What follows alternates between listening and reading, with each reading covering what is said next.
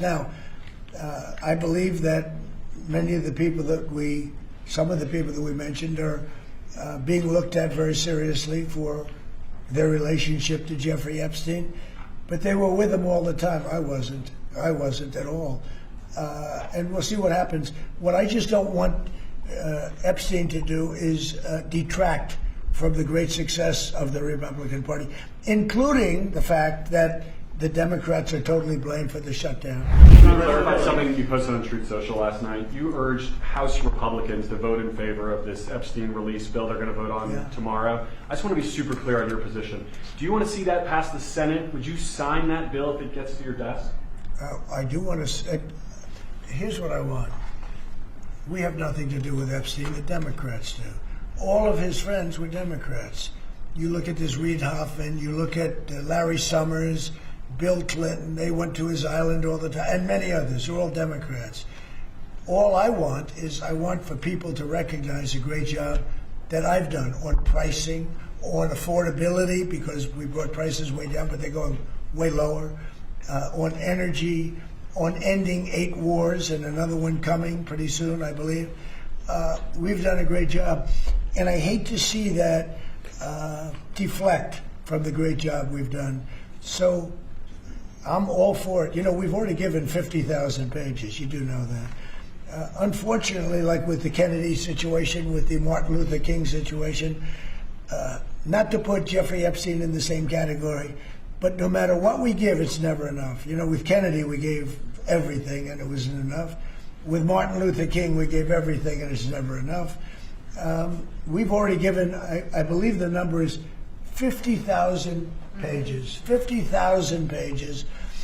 And it's just a Russia hoax as it pertains to the Republicans. Now, I believe that many of the people some of the people that we mentioned are being looked at very seriously for their relationship to Jeffrey Epstein, but they were with him all the time. I wasn't at all.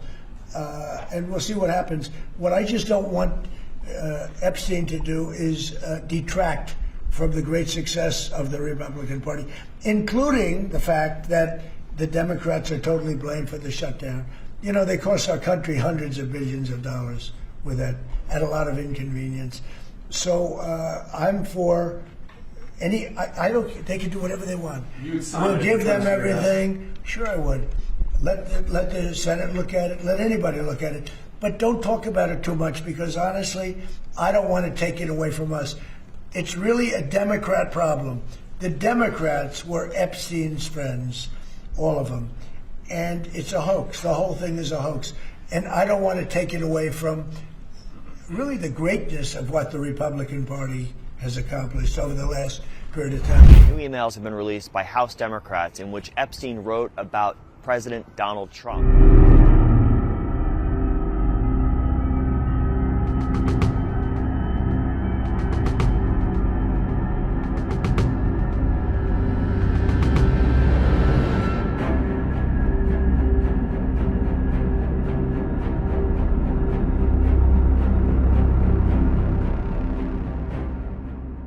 A stunning new disclosure has rocked Capitol Hill.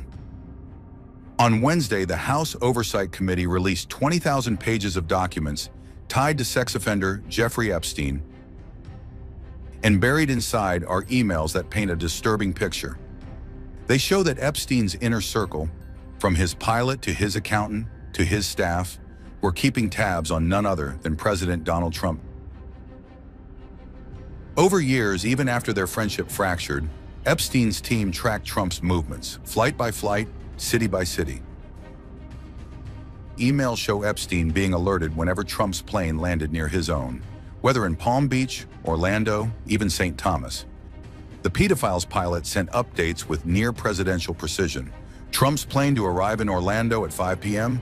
He usually runs late, so 11 p.m. could be realistic for his Palm Beach arrival. And it didn't stop there.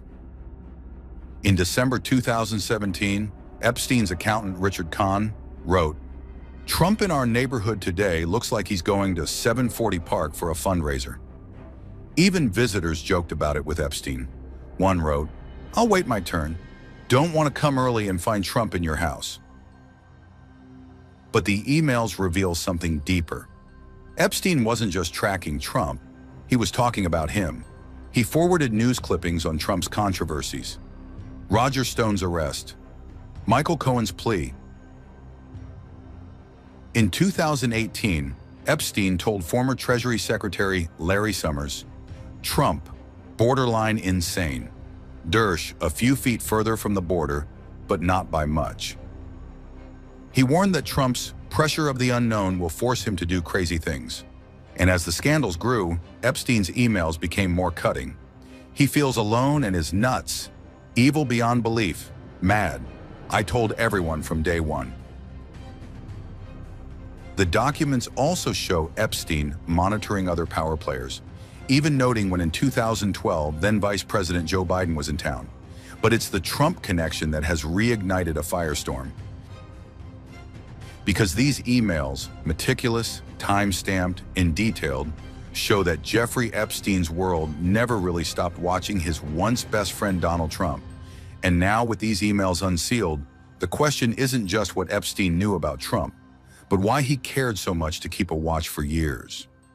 In the latest twist in the Jeffrey Epstein saga, new emails have been released by House Democrats in which Epstein wrote about President Donald Trump. In one of the emails from 2019, Epstein told a journalist that Trump knew about the girls, but the context of what Trump may have known isn't clear. In a 2011 email, Epstein told his confidant and former girlfriend, Ghislaine Maxwell, that Trump had spent some time with a person identified by House Democrats as a victim of his sex offenses. I feel very badly. I mean, it's a terrible thing that's happened to the family. That's been a tragic situation.